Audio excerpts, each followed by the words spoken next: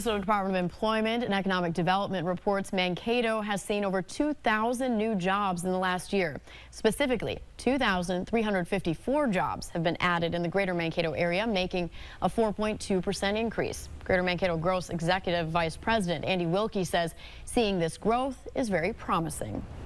Mankato continues to move in the right direction, not only in job growth, but also workforce participation, or the labor force participation rate.